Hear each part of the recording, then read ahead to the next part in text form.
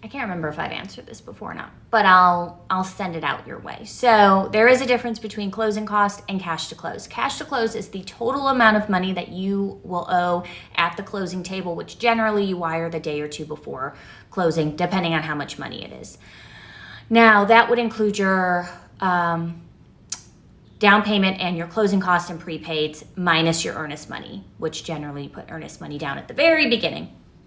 But your closing cost consists of the cost to do the loan. So your lender fee, like I charge a flat fee, some lenders charge a percentage of the loan. There's your attorney and your title fees, your flood cert, your appraisal.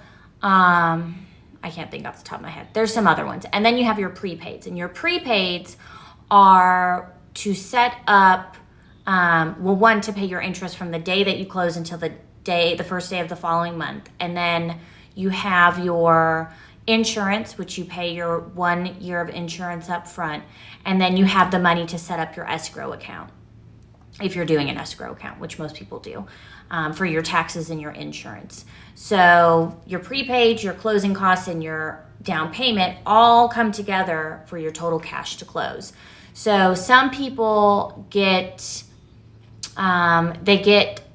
confused because they think that the prepaids and the closing cost are the same thing, and they're not, because they can be different based on the lender. So really you want to look at your closing cost and break it down and have your lender break it down for you.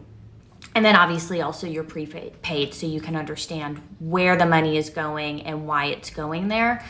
But hopefully that answers the difference between your cash to close, which would be your total cash to close, and your closing cost, which generally your cash to close is more than your closing cost, because you normally have a down payment that you have to take into account.